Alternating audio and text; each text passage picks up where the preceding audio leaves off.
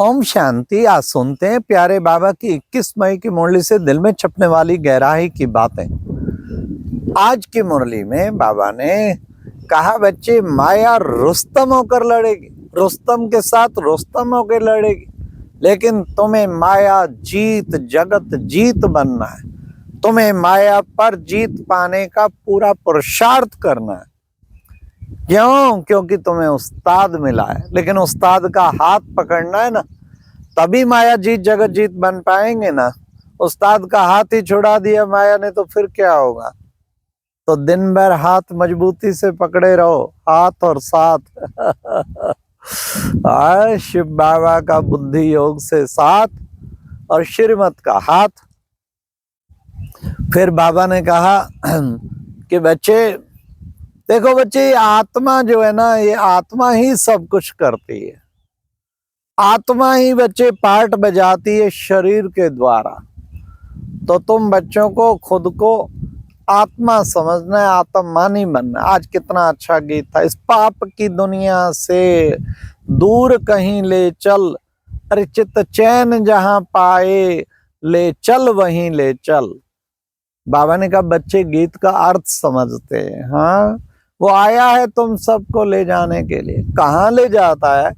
सूक्ष्म वतन मूल वतन ले जाता है तुम्हें। अब ये तीनों, सूक्ष्म वतन, मूल वतन, स्थूल वतन, तुम्हें तीनों का अब ज्ञान मिल गया है। क्यों? क्योंकि हमें मास्टर त्रिलोकीनाथ। तो बाबा ने कहा, सूक्ष्म वतन में मूवी होती है, मूवी, साइलेंस और टाकी। टाकी जो है स्थूल वतन में है, और मूल वतन में बिल्कुल साइलेंस। सूक्ष्म वतन में मूवी, इशारों से बात करते हैं। फिर बाबा ने कहा, देखो बच्चे, बाबा है तुम्हारा बेहद का माशूक। तुम उसको कितना न लव से याद करो, कितने प्यार से याद करो। बाबा ने कहा कि बच्चे, मैं देखो लिबरेटर भी हूं, तुम सब आत्माओं को लिबरेट करता हूं। फिर बाबा ने आज कहा कि बच्चे, ये 84 का चक्र, तुम बने हो सुदर्शन चक्रधारी। लक्ष्मी नारायण 84 जन्म चक्र लेते लेते अब नीचे आ गए। बाबा ने कहा, भक्ति मार्ग में जिसने जास्ती भक्ति की है उतना ही अधिक पुरुषार्थ करते हैं। भक्ति कम की हुई है तो पुरुषार्थ भी कम करते हैं। इसका मतलब ये नहीं है कि भक्ति करने लग जाओ, नहीं, कितना भी करो। ये द्वापर से भक्ति की बात है, द्वापर तो अब आ नहीं सकता ना। जिन्होंने द्वापर से भक्ति का अकाउंट ज्यादा है वो पुरुषार्थ में बड़े फास्ट होंगे।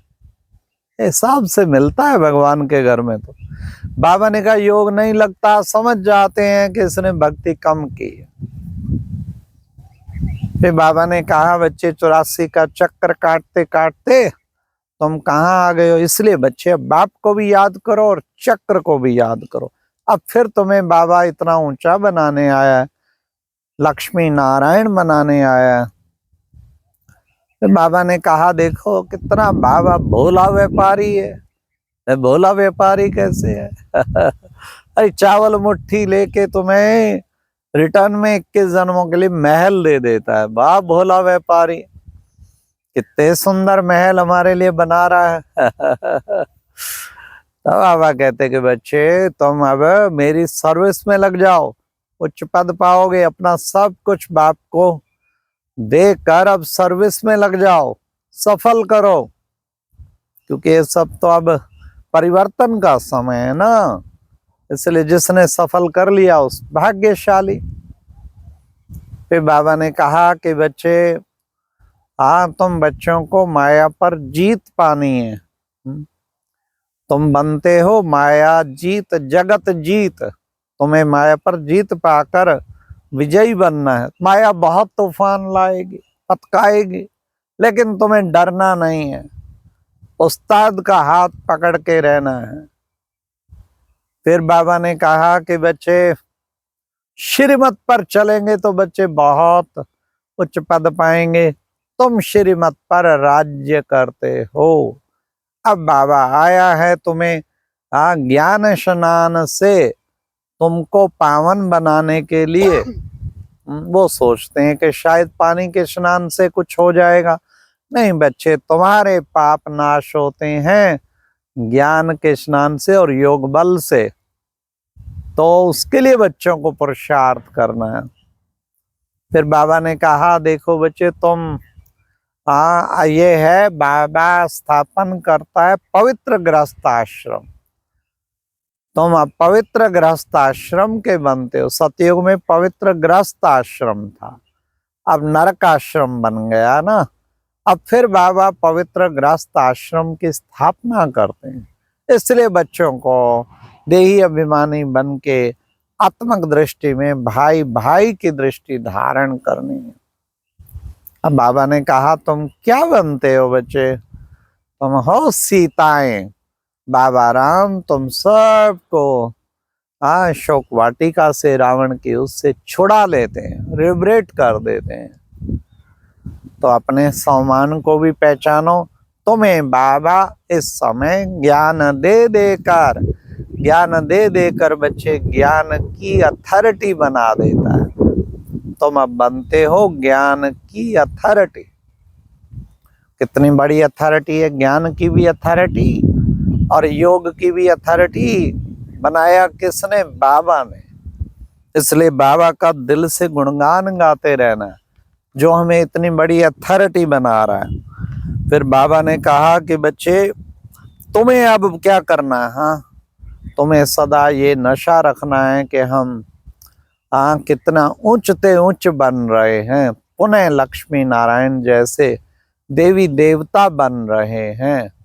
आज बाबा ने कहा कि बच्चे हाथों से काम करते हुए बच्चे बाप को याद करो, काम करते हुए गृहस्थ व्यवहार में रहते हुए बाप को याद करो। कहते हैं ना, हाथ कारडे दिल यारडे, ये यहीं का ही गायन है।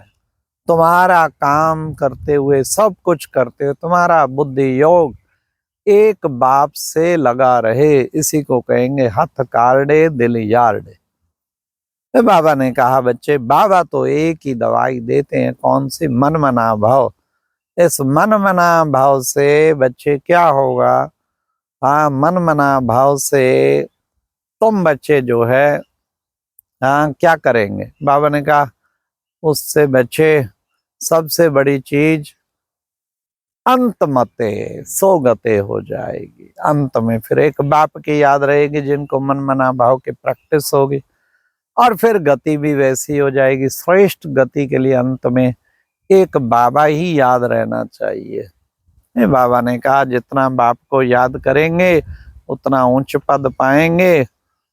इसलिए बच्चे तुम्हें बाप की याद से विक्रम विनाश करने, तुम्हारे विक्रम विनाश होते हैं। इसलिए बच्चे हर समय बच्चों को याद का अभ्यास करना है। और बाबा आया है वापस ले जाने के लिए।